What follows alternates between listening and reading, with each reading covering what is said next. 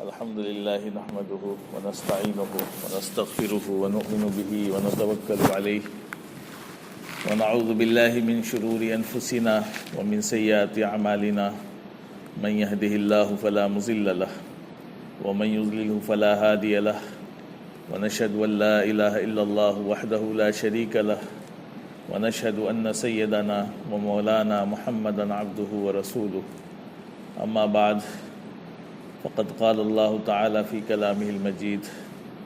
أعوذ بالله من الشيطان الرجيم بسم الله الرحمن الرحيم واعلموا أنما أموالكم وأولادكم فتنة وأن الله عنده أجر عظيم صدق الله العظيم وقال نبينا محمد صلى الله عليه وسلم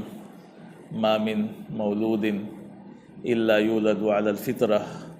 فأبواه يهودانه أو يمسرانه أو ينجسانه أو كما قال رسول اللہ صلی اللہ علیہ وسلم۔ محترم حضرات، اس سے پہلے ہفتے میں اولاد کی دینی تعلیم و تربیت کے سلسلے میں بات چل رہی تھی۔ اولاد چونکہ اللہ تبارک و تعالیٰ کی بہت بڑی نعمت ہے اور اللہ کی طرف سے دی ہوئی ایک بڑی عظیم امانت اور بڑا قیمتی سرمایہ ہے، اور ان اولاد کی صحیح تعلیم و تربیت کرنا یہ ہر والدین کی بڑی اہم ذمہ داری ہے۔ اگر وہ اس ذمہ داری کو صحیح طور پر ادا کر لے جائے گا تو انشاءاللہ دنیا میں بھی کامیاب ہوگا، دنیا میں بھی سرخرو ہوگا، لوگوں میں معاشرے میں اچھا سمجھا جائے گا، اور آخرت میں بھی یہ اولاد اس کے لیے جو ہے باعث خیر و برکت ہوں گی اور اس کی نجات کا ذریعہ بنیں گی۔ تو ہمیں اور آپ کو اس پر بڑی توجہ دینی ہے، چونکہ یہ چھٹی کا زمانہ چل رہا ہے، اور جو چھٹی کے زمانے ہوتے ہیں وہ بڑی بیکاری میں گزر جاتے ہیں۔ تو یہ والدین کے لیے بڑا اچھا موقع ہوتا ہے، اپنے بچوں کی تربیت، ان کے ساتھ رہنے اور ان کو ایک وقت دینے کا موقع ہوتا ہے۔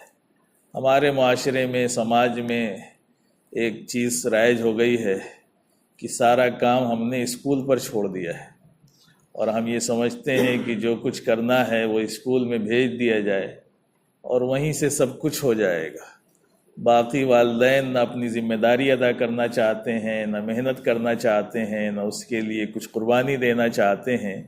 اور جس کا نتیجہ یہ ہوتا ہے کہ اکثر جو بچے ہوتے ہیں وہ بگڑ جاتے ہیں۔ تو دو طرح کے مرحلے ہوتے ہیں، تعلیم الگ چیز ہے، تربیت الگ چیز ہے۔ تعلیم، علم تو نام ہے جانکاری کا، کہ آپ نے اسکول میں ایک بچے کو بھیج دیا، اس کو علم ہو جائے گا، جانکاری ہو جائے گی کسی چیز کی،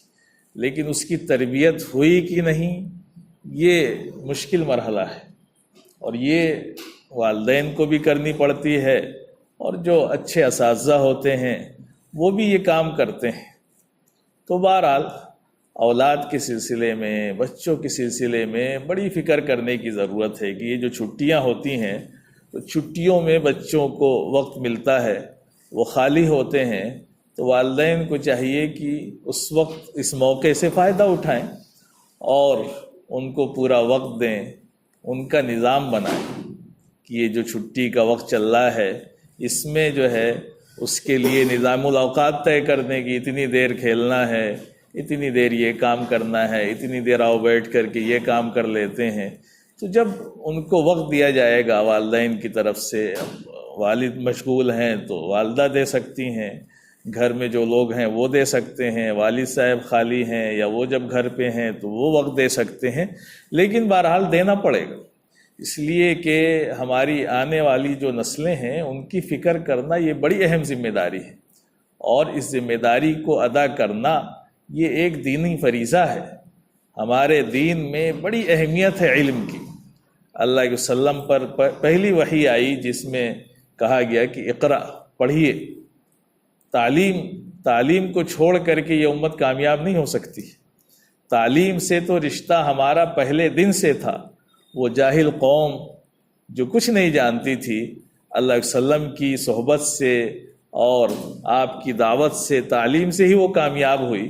اور اتنی آگے بڑھی کہ ساری دنیا نے ان کو تسلیم کیا۔ تو یہ تعلیم کی جو اہمیت ہے، اس کو ہر زمانے میں تسلیم کیا، ہر قوم نے تسلیم کیا ہے، ہر مذہب کے ماننے والے نے تسلیم کیا ہے، اور ہمیں بھی تسلیم کرنا پڑے گا کہ بغیر تعلیم کے ترقی کسی بھی قوم کی ممکن نہیں ہے۔ اور اس کے لیے ہمیں کوشش کرنی ہے کہ جتنے بھی والدین ہیں جن کی اولاد ہیں، تو اس کے لیے بہت سے مرحلے علماء نے لکھے ہیں، جو ماہرین ہیں، جو اس لائن کے کہہ لیجئے، انہوں نے بہت سی باتیں لکھی ہیں۔ تو کئی مرحلے ہوتے ہیں بچوں کی تربیت کے۔ پہلا مرحلہ جو ہوتا ہے، جو پیدائش سے لے کر کے 7 سال کا ہوتا ہے، اور حدیث میں بھی اس کا تذکرہ ملتا ہے، جس سے 7 سال اور پھر آگے کی جو عمریں ہوتی ہیں، مرحلہ وار جو ہے وہ بچوں کی تربیت کی ہوتی ہے۔ تو فرمایا کہ پہلا مرحلہ تو گود کا ہوتا ہے، کہ بچپن کا جو بچپن سے لے کر کے 7 سال تک۔ پھر اس کے بعد کا مرحلہ لکھا کہ یہ ایک غلامی کا مرحلہ ہوتا ہے، اور تیسرا مرحلہ جو ہے وہ یاری اور دوستی کا مرحلہ ہوتا ہے۔ تو پہلا مرحلہ کہ جب بچے چھوٹے ہوتے ہیں تو ان کو پیار دینا، محبت سے ان کے ساتھ پیش آنا، یہ پہلا مرحلہ ہوتا ہے کہ جب بچے پیدا ہوئے ہیں تو ان کے لیے جتنی محبت ہو سکتی ہے، جو ان کے لیے راحت کی چیزیں ہو سکتی ہیں، اس کی کوشش کی جائے، جس کو گود کا مرحلہ لکھا کہ پہلا مرحلہ گود کا ہے، یعنی 1 سال بچپن سے، پیدائش کے بعد سے 7 سال تک کا جو بچہ ہوتا ہے، اس پر زیادہ بوجھ نہیں ڈالنا چاہیے کسی بھی چیز کا۔ اس لیے بہت سے ایسے ملک ہیں جہاں 7 سال سے پہلے اسکول نہیں بھیجتے، 7 سال کے بعد ہی اسکول بھیجتے ہیں، کیونکہ وہ مرحلہ جو ہوتا ہے وہ گھر، والدین اور ماحول میں اس کے پروان چڑھنے کا ہوتا ہے۔ تو وہ مرحلہ ہوتا ہے کہ اس میں جو ہے بچے پر بہت بوجھ نہ ڈالا جائے۔ ہمارے معاشرے میں کیا ہے، 3 سال 4 سال کے بچوں کو اتنا بڑا بستہ دے کر کے بھیج دیتے ہیں بیچارے کو۔ جو بہت اچھے اسکول ہیں، جو اس قابل ہیں، وہاں تو اس بات کا انتظام ہوتا ہے کہ بچوں کی نفسیات، ان کی عمر اور اس کا خیال رکھا جائے، ان کو کھلا کر کے، اور اس طرح سے وہ پڑھاتے ہیں۔ لیکن ہر جگہ ایسا نہیں ہوتا ہے، تو ان کو بھی بھیج دیا اسکول میں، کتابوں کا بوجھ ہے، اور بیچارے جو ہے اس کو برداشت نہیں کر پاتے ہیں وہ بچے، اور اس کا نتیجہ یہ ہوتا ہے کہ وہ بچپن سے ہی ڈپریشن میں چلے جاتے ہیں۔ تو ایسا نہیں ہونا چاہیے۔ اللہ علیہ وسلم نے چونکہ حدیث میں فرمایا کہ مروا اولادکم بالصلاۃ وہم ابناء 7، 7 سال کی عمر آپ نے بتائی بچوں کو نماز کا حکم دینے، اس سے پہلے آپ نے نہیں کہا کہ جو ہے نماز کا حکم دو۔ ہاں ٹھیک ہے، بچے ہیں، کھیل رہے ہیں، کھیل کھیل میں وہ نماز پڑھ رہے ہیں، اچھی بات ہے، وہ گھر میں ہونا چاہیے۔ بہت چھوٹے بچوں کو مسجد بھی لے کے نہ آ جائیں کہ وہ نماز کی جگہ کھیل تماشا ہی بنا لیں۔ تو جب اس عمر کو پہنچ جائیں 7 سال کو، تو اب ان کی عادت ڈلانی ہے ہمیں۔ تب آپ صلی اللہ علیہ وسلم نے حکم دیا کہ 7 سال کا جب بچہ ہو جائے تب اس کو نماز کا حکم دو۔ اب 3 سال کے بعد وہ مرحلہ آتا ہے کہ اب اگر 3 سال کے بعد بھی وہ نماز نہیں پڑھتا ہے، تب کہا کہ وَضْرِبُوهُمْ وَهُمْ أَبْنَاءُ 10۔ 10 سال کا ہو جائے تو اب مارو۔ مار کا مطلب یہ نہیں کہ اس کی پٹائی کرنا ضروری، مطلب یہ کہ تھوڑا سختی کرو، اس کے ساتھ سختی سے پیش آؤ جب 10 سال کا بچہ ہو جائے۔ تو پتہ چلا کہ اللہ کے وسلم جو سارے کہہ لیجئے ہر میدان کے ماہر ہیں، آپ سے بڑا کوئی نہیں ہو سکتا ہے۔ تو آپ نے جب یہ کہا کہ بچہ جب 7 سال کا ہو جائے تب اس کو حکم دو، یعنی اس سے پہلے اس بچے پر دین کا بوجھ بھی نہیں ڈالنا ہے کہ اس سے 5 ہی سال 4 ہی سال میں زبردستی نماز پڑھوانا شروع کر دیں، نہیں۔ 7 سال کے بعد آپ نے کہا جب 7 سال کا ہو جائے تب حکم دو، اور پھر دھیرے دھیرے اس کی عادت ڈلاؤ۔ اب 10 سال کا ہو گیا، اب اگر نہیں پڑھتا ہے تو تھوڑا سختی کرو، ڈانٹو، بہت ضرورت پڑ جائے تو ہلکی پھلکی مار کا بھی استعمال کر لو، ہے نا۔ مارنا کہیں پسندیدہ نہیں ہے، یہ نہ سمجھیں کہ حدیث میں کہا گیا تو مطلب مار تو ہمارے دین میں پسندیدہ نہیں ہے۔ آپ دیکھیں اللہ علیہ وسلم کے بارے میں آتا ہے، آپ نے حضرت حسن اور حضرت حسین کی پرورش کی ہے، کبھی ہاتھ نہیں اٹھایا، آپ نے کبھی نہیں اٹھایا۔ اور اماں جان نے تو فرمایا کہ اللہ علیہ وسلم نے کبھی کسی پر ہاتھ ہی نہیں اٹھایا سوائے جنگ کے میدان کی، یعنی نہ بچوں پر ہاتھ اٹھایا، نہ اپنے خادم پر، نہ نوکر پر، نہ کسی پر آپ نے ہاتھ نہیں اٹھایا۔ حضرت انس 10 سال کے تھے جب اللہ علیہ وسلم کی خدمت میں آئے، اور حضرت انس نے خدمت کی، تو وہ بھی یہی بتاتے ہیں کہ اللہ علیہ وسلم اتنے نرم، اتنی شفقت والے تھے کہ مجھ سے اگر کام میں غلطی بھی ہو جاتی تھی تو کبھی آپ سختی نہیں کرتے تھے، ٹوکا ٹاکی نہیں کرتے تھے، بلکہ اس کو بڑی خوش اسلوبی سے ٹال دیا کرتے تھے۔ تو یہ بچوں کی تربیت کا طریقہ ہے کہ بچوں سے شفقت سے پیش آنا، اور جو کام محبت سے ہو جاتا ہے وہ سختی سے نہیں ہوتا ہے۔ مولانا عبد الماجد دریابادی رحمۃ اللہ علیہ بڑے مشہور ہیں، ان کا واقعہ لکھا ہے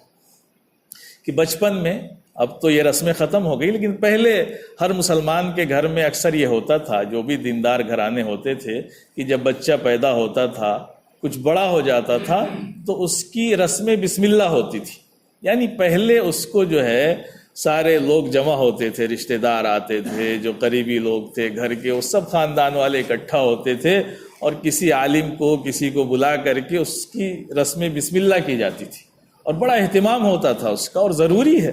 سب سے پہلے تو اللہ ہی کا نام لینا ہے، کان میں تو اذان دے ہی گئی اس کے پیدا ہونے کے بعد۔ تو یہ رسم ادا ہوتی تھی کہ اس کو رسم بسم اللہ ادائی کرائی جاتی تھی، سب کے سامنے وہ بسم اللہ پڑھ دیتا تھا، قاری صاحب پڑھا دیتے تھے، لوگ بڑے خوش ہوتے تھے، مٹھائی بٹتی تھی۔ یہ رسم بسم اللہ ہوتی تھی، اور پھر دوسری رسم آمین ہوتی تھی۔ جب وہ قرآن مکمل کر لیتا تھا تو پھر ایک مجلس ہوتی تھی، اہتمام ہوتا تھا۔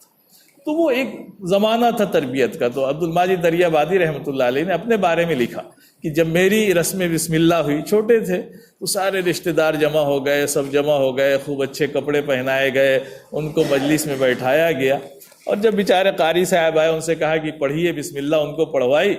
تو بچے ہوتے ہیں کبھی کبھی جو ہے ان کو چپی لگ جاتی، تب ان کو چپی لگ گئی۔ اب قاری صاحب بیچارے کتنا بہت انہوں نے کہا کہ بھائی پڑھو بسم اللہ، وہ پڑھیں نہ چپ، سارے لوگ سمجھا رہے ہیں کہ بھائی پڑھ لو، لالچ دے رہے ہیں، لیکن وہ چپ تو چپ نہیں پڑھا انہوں نے۔ تو بڑا مسئلہ ہو گیا، ساری عورتیں سب لوگ کان لگائے بیٹھے ہیں کہ بھائی بسم اللہ پڑھے، وہ پڑھ ہی نہیں رہے۔ تو جب بہت دیر ہو گئی تو سب لوگوں نے کہا کہ بھائی چلو اب یہ نہیں پڑھے گا، مجلس ختم ہونے لگی، جانے لگے۔ تو ان کے والد صاحب بڑا غصہ ہوئے اور کس کے تماشا لگایا ان کو، کہا کہ اتنے لوگ آئے تھے اور یہ پڑھ ہی نہیں رہا، مار دیا، رونے لگے، لیکن پڑھا نہیں انہوں نے، اس لیے کہ بچے جو ہوتے ہیں بچے ہی ہوتے ہیں، ان کو یہ نہیں پتا کہ آپ مار رہے ہیں تو کام ہو جائے گا، کوئی ضروری نہیں۔ انہوں نے پٹائی کر دی، رویا، خاموش ہو گئے، نہیں پڑھا۔ ایک اس میں سمجھدار صاحب تھے، کوئی عقل مند تھے بیچارے، تو انہوں نے ان کو اٹھایا، لے کے ساتھ چلے گئے، اور کھلایا ولایا، ان کو تھوڑا سا بہلایا، ان کا موڈ بدل گیا۔ تب ان سے جو ہے تھوڑا سا ہنسی مذاق کی اور کہا کہ بھائی تم تو بڑے عجیب آدمی ہو، اتنا بولتے ہو، بسم اللہ نہیں پڑھ پاتے، اتنی تمہارے اندر طاقت نہیں کہ بسم اللہ پڑھ دو۔ کہا نہیں، ایسی بات تو نہیں، ہم پڑھ سکتے ہیں۔ کہا کہ نہیں، پڑھ تو نہیں سکتے ہو، پکی بات ہے، پڑھ سکتے تو پڑھ دیتے۔ اب اس کو جوش آیا بچے کو، کہا اچھا، تو آیا تو اتنی زور سے بسم اللہ پڑھا کہ پورے گھر میں آواز آ گئی، ہے نا، پورے گھر تک آواز چلی گئی، خوب زور سے بسم اللہ۔ تو نفسیات کہ بچے کو کیسے ڈیل کرنا ہے، مار دیں، پیٹ دیں، کوئی بات نہیں، وہ بچہ مار بھی برداشت کر لے گا، رو بھی لے گا، لیکن ضروری نہیں آپ کا کام ہو جائے، لیکن آپ نے اگر حکمت سے کام لیا تو کام ہو جائے گا۔ تو انہوں نے اپنے بارے میں خود لکھا آپ بیتی میں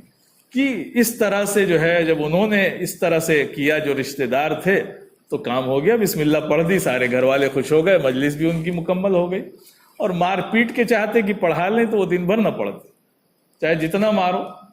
بچے اور ضد کرتے ہیں۔ تو بچوں کی تربیت کا مرحلہ بڑا نازک ہوتا ہے، اس پر بڑی توجہ دینے کی ضرورت ہوتی ہے۔ تو جو ایک چھوٹا مرحلہ ہوتا ہے پہلا، گود والا، وہ گود والا ہی ہونا چاہیے، یعنی بچوں سے اس عمر میں بہت زیادہ ان پر بوجھ نہیں ڈالنا چاہیے۔ ان کو جو بھی سکھانا ہے وہ ہنسی میں، کھیل میں، قصے کہانیوں میں سکھا دیجیے۔ پہلے زمانے میں جو عورتیں ہوتی تھیں، بچے دادی کے پاس لیٹتے تھے اور دادی ان کو کہانیاں سنایا کرتی تھی، اور وہ کہانی سنتے سنتے بچے سو جایا کرتے تھے۔ اب تو سارا زمانہ ہی بدل گیا، اب تو ایک موبائل آ گیا ہے، ساری کہانی اسی میں ہے۔ تو وہ بچوں کو کہانیاں سناتی تھیں، وہ بچے سنتے رہتے تھے، بچے بڑے ذہین ہوتے ہیں، نقالی کرتے ہیں وہ، تو ان کے کان میں اچھی اچھی باتیں پڑتی رہتی تھی، وہ سو جاتے تھے، لیکن ان کے دماغ میں وہ بات ہے، اس کی نقل کرتے تھے، اس کی وہ کرتے تھے کہ دادی نے یہ کہانی سنائی۔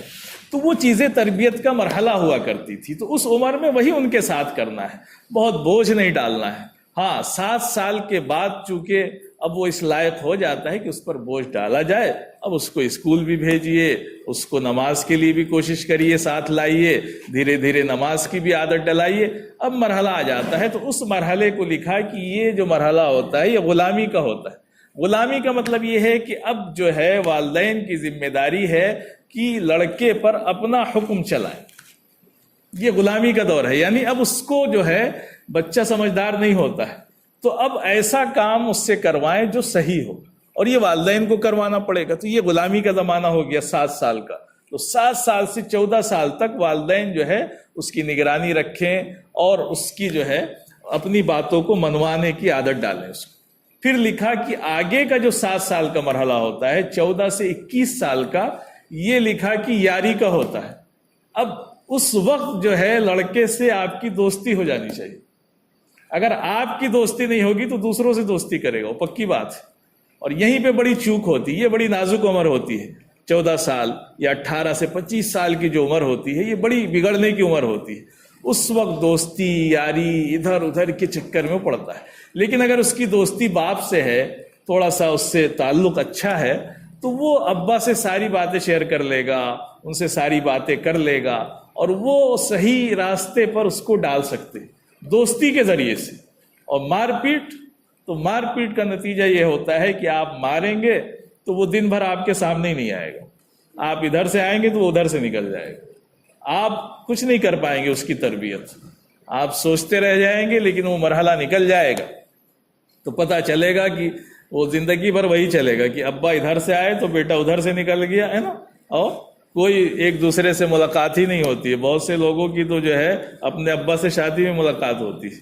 ہے نا، جنازے میں ملاقات ہو جاتی ہے، گھر میں ملاقات ہی نہیں ہوتی،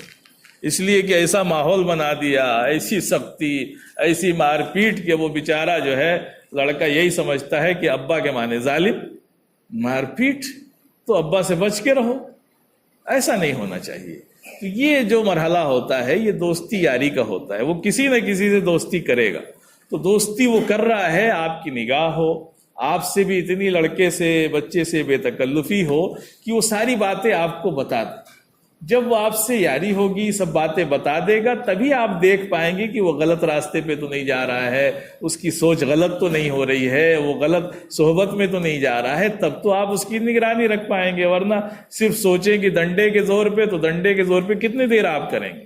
اور اس کے لیے والدین کو بھی بڑے احتیاط کی ضرورت ہوتی ہے۔ والدین جو ہے اگر خود وہ احتیاط نہیں کریں گے تو لڑکوں کا بگڑنا تو لازمی ہے۔ آپ دیکھیں کہ جو لوگ نشہ کرتے ہیں اکثر ان کے بچے بھی نشہ کرتے ہیں، وہ دیکھتے ہیں بچوں کو، چھوٹے ہیں بیچارے، دیکھا کہ ابا بیٹھے سگریٹ پی رہے ہیں تو وہ بھی جا کے کونے میں کاغذ ہی جلا کے نقل تو کرتا ہی ابا کی، کہ ابا کے منہ سے دھواں نکل رہا ہے، دیکھیں ہم بھی کیسے دھواں نکلتا ہے، تو وہ کاغذ کا ہی بنا کے جا کے کہیں جو ہے ماچس جلا کے وہ کوشش کرتا ہے کہ ابا جیسے کر رہے ہیں ویسے ہم بھی کریں، اس کی نقل کرتا ہے وہ۔ اور یہاں تو ابا خود بیٹے سے کہتے ہیں کہ جاؤ سگریٹ لے کر کے آؤ۔ نہیں، بہت احتیاط کی ضرورت ہے۔ اگر آپ کسی وجہ سے نشے کے عادی ہو گئے، غلط چیز کے عادی ہو گئے، تو اس بات کی کوشش کرنی ہے کہ ہمارے بچے ایسے نہ بنے، تو ان سے بچ کر کے ان کے سامنے نہ پئیں، ان سے نہ منگائیں، اور کوشش کریں کہ جو ہے اس طرح کا ان کو ماحول ہی نہ ملے۔ اور جن کے والدین دیکھیے نہیں نشہ کرتے ہیں ان کے بچے بھی اکثر نشہ نہیں کرتے ہیں، الا یہ کہ کہیں غلط صحبت میں پڑ گئے تو ہو سکتا ہے، ورنہ بچ جاتے ہیں۔ تو گھر پر والدین کا بڑا اثر ہوتا ہے، گھر میں والدین لڑ رہے ہیں آپس میں ایک دوسرے سے، بچے بھی بیٹھے دیکھ رہے ہیں تو وہ بھی اس کی نقل کریں گے، ظاہر سی بات ہے۔ یا کبھی ماں کے خلاف ان کے دل میں جو ہے عداوت پیدا ہوگی، کبھی باپ کے خلاف پیدا ہوگی، کبھی جو ہے باپ کی طرف ہو جائیں گے، کبھی ماں کی طرف ہو جائیں گے، حالانکہ ان کے لیے تو دونوں قابل احترام ہیں، ہے نا، وہ تو ان کے لیے ماں بھی جنت ہے نا، والد بھی جنت، تو انہیں تو دونوں کا احترام جبھی کریں گے جب ہم ان کو ایسا ماحول دیں گھر کے اندر۔ تو یہ بڑی ذمہ داری کی چیز ہے والدین کی، کہ بڑا احتیاط ہونا چاہیے۔ جب بچے اس مرحلے میں ہوں تو ان کی تعلیم کا، ان کی تربیت کا، ان کو صحیح ماحول دینے کا، یہ ساری ذمہ داری والدین پر ہے کہ ہم اگر اپنے بچوں کو اسکول میں پڑھاتے ہیں تو اسکول میں پڑھنے کے ساتھ ساتھ کیسے ان کی دینی تربیت بھی ہو، کیسے ان کی نگرانی ہو، یہ سب کچھ ہمیں کرنا پڑے گا، اور نہیں کریں گے میرے بھائیوں تو اللہ کے ہاں جواب ہمیں دینا پڑے گا۔ یہ سمجھ کر کے چلیں کہ والدین کو جو نعمت ملی ہے اولاد کی شکل میں، یہ یوں ہی نہیں ہے کہ آپ جو ہے بس سمجھیں کہ یوں ہی ہے، نہیں، یہ ایک نعمت ہے اور ذمہ داری ہے اللہ کی طرف سے، بہت بڑی ذمہ داری ہے کہ ہم اپنے بچوں کی صحیح تربیت کریں۔ اب جو بچے بڑے ہو گئے، نہیں تربیت کر سکے، بگاڑ ہو گیا، تو اب ان کو 15 سال کے بعد 18 سال کے بعد والدین تو نہیں قابو میں کر سکتے۔ اب اس کے لیے طریقہ یہ ہوتا ہے کہ اب اگر بچے بڑے ہو گئے، بگڑ گئے، نہیں صحیح تربیت کر سکے، تو اب اس کو کسی اچھے آدمی کے حوالے کر دے، کسی اللہ والے کے، کسی عالم کے، کسی جو ہے سمجھدار کوئی ایسا ہو، اس کے حوالے کر دیں، تو ہو سکتا ہے کہ وہ اس کی نفسیات کو دیکھ کر کے، اس کی حالت کو دیکھ کر کے اس کی تربیت کر سکے۔ اب آپ کے ہاتھ سے تو وہ نکل گئے، لیکن جو بچپن کا مرحلہ ہوتا ہے اس میں اگر آپ نے بچپن سے کوشش کی تو انشاءاللہ آپ کامیاب ہو جائیں گے اور اس کی صحیح تعلیم اور تربیت کر سکیں گے۔ تو یہ ہماری اور آپ کی میرے بھائیوں ذمہ داری ہے۔ آنے والی نسلیں بڑی خراب آ رہی ہیں، آپ دیکھیں کہ جو ہماری نسلیں آ رہی ہیں، پیچھے کی جو نسلیں دیکھیں گے وہ چاہے جتنے بڑے جاہل ہوں، لیکن بہرحال کچھ نہیں پڑھتے تھے تو قرآن تو پڑھ لیا کرتے تھے، لیکن اب آنے والی نسلیں جو ہیں وہ تو ایسی آ رہی ہیں کہ ساری دنیا وہ جانتے ہیں، ان سے پورا جے کے پوچھ لیجئے سب بتا دیں گے وہ، لیکن اپنے دین کا ایک بھی ان کو کچھ بھی نہیں پتا ہے، کچھ نہیں پتا ہے، کلمہ بھی یاد نہیں ہے۔ ابھی انگلینڈ کے ایک صاحب نے واقعہ لکھا کہ ایک صاحب اپنے بچے کو لے کر کے آئے، بہت کم عمر کا تھا، اور بیٹھایا، تعارف کرایا اور کہا کہ ہمارا لڑکا بڑا تیز ہے پڑھنے میں، بڑا ذہین ہے، اور ابھی اسی عمر میں بہترین انگلش بولتا ہے۔ لوگوں نے سنا بہت اچھی، ماشاءاللہ، بڑا ذہین۔ پھر انہوں نے ایک صاحب نے کہا کہ اچھا آپ کو کلمہ یاد ہے؟ اس بیچارے کو پتہ ہی نہیں کلمہ کیا ہوتا ہے، کلمہ کیا بلا ہے اس نے سنیا ہی نہیں، کبھی نہیں سنا پیدائش سے لے کر کے۔ تو بہترین انگلش بولتا ہے، بہترین بات چیت کر سکتا ہے، لیکچر دے سکتا ہے، سب کر سکتا ہے، لیکن میرے بھائی ہمارا تو سارا سرمایہ ہی ایمان ہے۔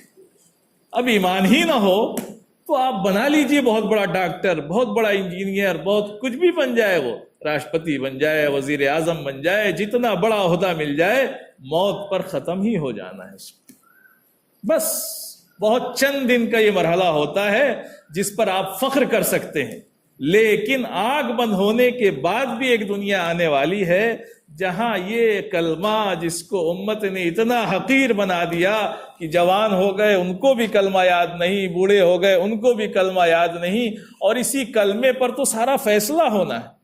سارا معاملہ تو قبر کا اسی پر ہے۔ اگر ہمارے پاس کلمہ ہی نہیں ہوگا تو ہم چاہے جتنا نہلا دھلا کر کے اور جتنے بڑھئے امام سے جنازہ پڑھوا کر کے قبر میں ڈال لیں، کچھ نہیں ملنے والا ہے ہی نہیں کلمہ آپ کے پاس۔ اس کلمے کی بنیاد پر ہی تو سارے فیصلے ہونے آخرت کے، اس کے بعد ہی تو سوال جواب ہونا ہے، اس کے بعد ہی اللہ کے وسلم کی سفارش آپ کو حاصل ہونی ہے۔ جب کلمہ ہی نہیں تو ختم سارا معاملہ۔